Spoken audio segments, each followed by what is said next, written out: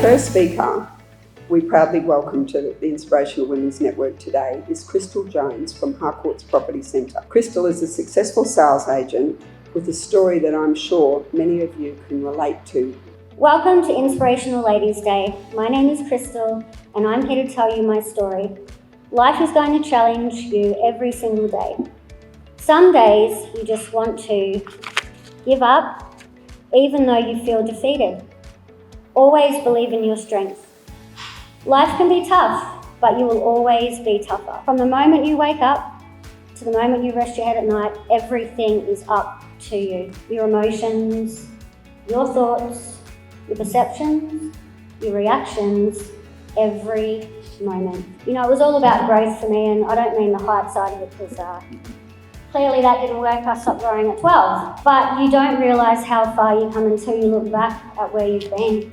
I decided to celebrate my worth. I became powerful. I joined the gym. I lost 20 kilos. Whew. My potential was endless.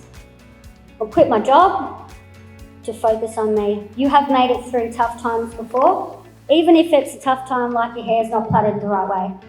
That can be tough. I know what it's like in the mornings. You can turn any situation around by one thing I live by. The simple 3 C's of life. Choices, chances, and change. I started as a real estate agent when I bought a house off Harcourt's Property Centre 2 years ago. The fear of thinking that you're not going to be good enough, you just can't have it because you won't succeed in your lifetime. So all I'm saying is, my friends, is don't let life hold you back. Life is worth living. I really appreciate your time today. Thank you. Thank you so much, Crystal. It's not an easy task to share your life like you did with some friends in the room and a lot of strangers. It's a wonderful thing that you did. We're delighted to welcome our next inspirational women here today. Alice Barbary, CEO of Universal Store. Alice believes that no matter what problem or challenge you face in your business, there is only one core answer, and that's people. So I work in retail. Why am I here? I'm not an inspirational person in your industry, but I'm very pleased to be here. I would like to point out that today my hair is brought to you by the Humidity Brothers. And when you work with service-centric industries, particularly when the bulk of your team is customer-facing, so there might be some synergies here.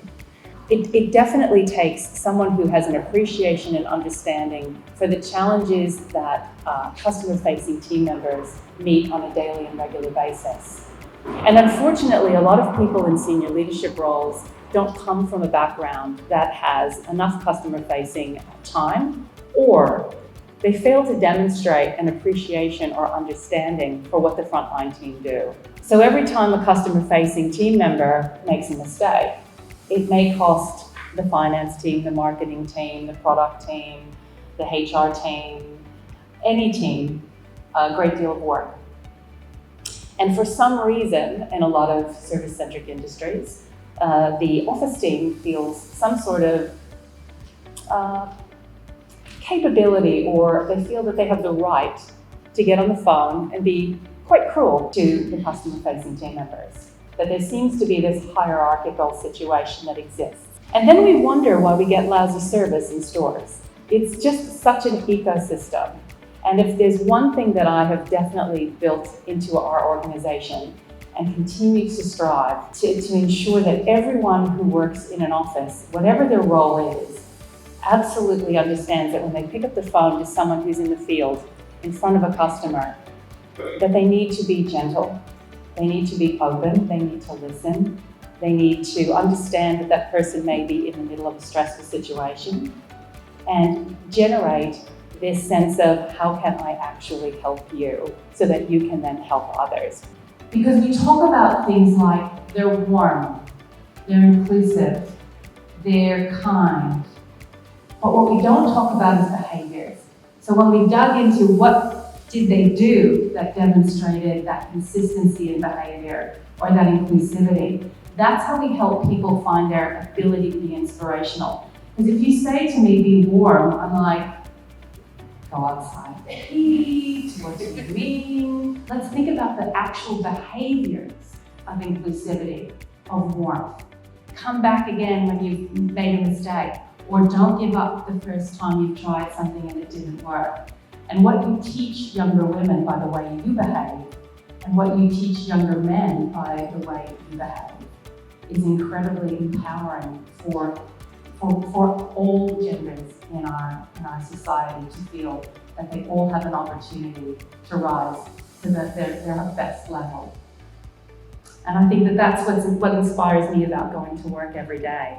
That we are creating a place where people can learn about themselves, enter the workplace, be inspirational to their family members and their friends who maybe aren't in such a good place, and continue to develop themselves, because it is a unique environment. If a kid's really lost, they think I can get a job at a restaurant or a shop. And if we can catch that group of community members and really create environments that help inspire them to be their very best selves, then we're actually doing something much more important than selling jeans. And I think that that's pretty cool. And that's kind of why I really like my job so much. It's really not about the product, it's about the people.